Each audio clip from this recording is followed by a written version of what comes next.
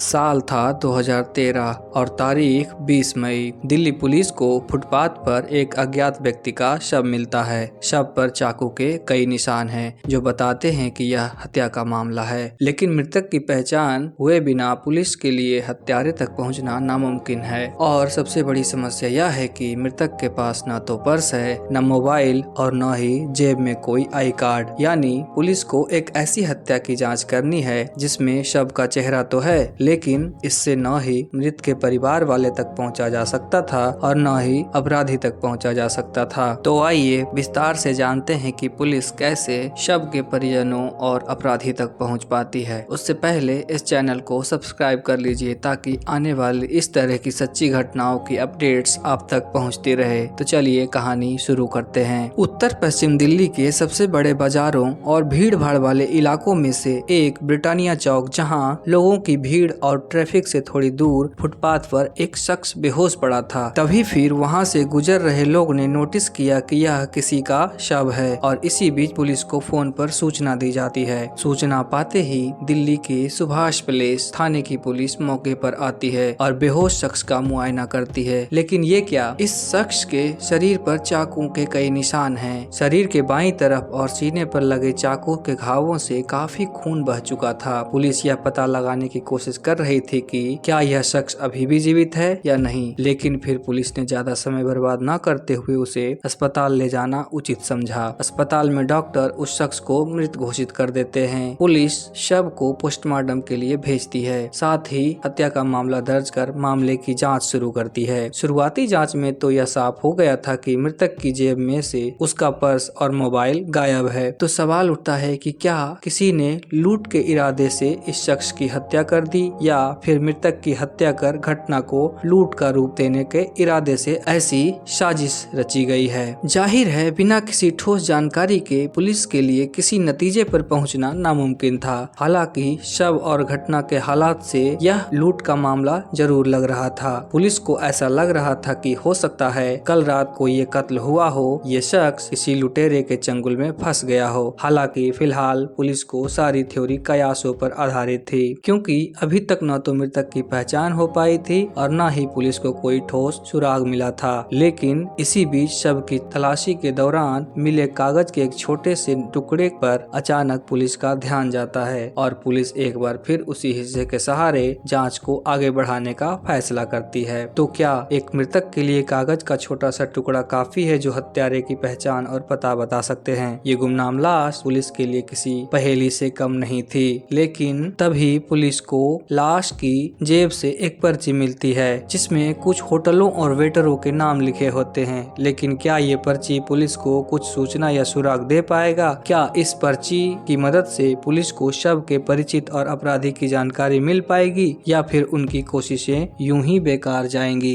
वैसे तो पुलिस पर लापरवाही या लापरवाही के आरोप लगना कोई नई बात नहीं है, लेकिन हत्या के मामलों में ऐसा कम ही होता है जब पुलिस जांच से पूरी तरह आंखें मूंद लेती है। लेकिन नेताजी सुभाष पैलेस थाने की पुलिस केस को सुलझाने में लगी थी। ये केस एक ब्लाइंड मर्डर का था जिसमें पुलिस को कोई सुराग नहीं मिला। यहाँ तक कि पुलिस ने वो जगह जहाँ पर अनजान शख्स की लाश मिली थी उस जगह जाकर भी कई लोगों से पूछताछ की, लेकिन उसे पहचानने वाला कोई नहीं मिला। अब हार कर पुलिस ने फिर उसी पर्ची को दोबारा जांच करने का फैसला किया जो शव की जेब से मिला था। ध्यान से देखने पर पुलिस को पता चला कि उस पर्ची पर कुछ होटलों और वेटरों के नाम लिखे थे। तो सवाल यह उठता है कि क्या यह शव होटल व्यवसाय से जुड़े किसी व्यक्ति का है या मृतक खुद एक वेटर है? बात भले ही पुख्ता ना हो, लेकिन शव के पास से उस छोटे से हिस्से ने पुलिस को पहले ही सुराग दे दिया था कि कम से कम अब पुलिस होटल लाइन से जुड़े लोगों से इस संबंध में पूछताछ तो कर ही सकती थी। बस अब जरूरत थी पुलिस को कंसंट्रेट होकर मामले की हकीकत तक पहुंचने की। पुलिस ने अपनी जांच आगे बढ़ाई और पर्ची में लिखे कुछ होटलों के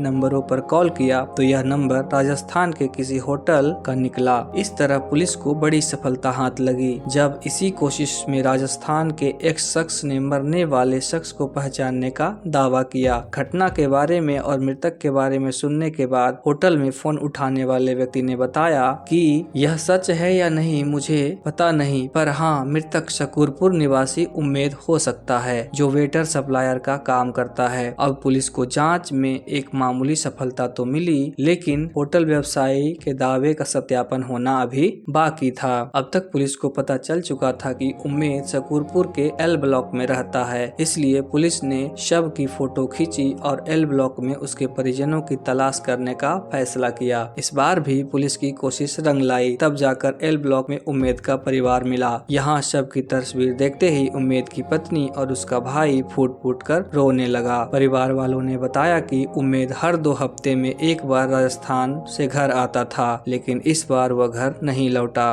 पुलिस ने उम्मेद की पत्नी से पूछा कि क्या उसका कोई विवाद या कोई पुरानी दुश्मनी थी, तो उसकी पत्नी का जवाब था कि उनका किसी से कोई विवाद नहीं था। उम्मेद की पत्नी पर तो मानो दुख का पहाड़ ही टूट गया हो, क्योंकि उम्मेद की हत्या के बाद अब उसके दोनों बच्चों की देखभाल की जिम्मेदारी अब उसकी पत्नी के कंधे पर आ गई थी। उम्मेद के परिवार वाले उसकी पत्नी को ढाढ़स बंधा रहे थे, लेकिन एक सवाल अब भी वही बना हुआ था, वो ये कि उम्मेद की हत्या किसी दुश्मनी के चलते की गई थी या डकैती के चलते। इस सवाल का जवाब जानने के इरादे से पुलिस ने उसके परिवार के उन चीजों के बारे में जानने की कोशिश की जो आमतौर पर उनकी जेब में होती थी, लेकिन इसमें उन्हें ज्यादा सफलता नहीं मिली। हाँ, ये जरूर पता चला कि उम्मेद के पास एक मोबाइल फोन भी था, जो घटना के बाद से लगातार बंद था। पुलिस ने उम्मेद के मोबाइल फोन को सर्विलांस पर लगा दिया था, लेकिन इसी बीच उम्मेद के कातिलों ने एक ऐसी गलती कर दी जिससे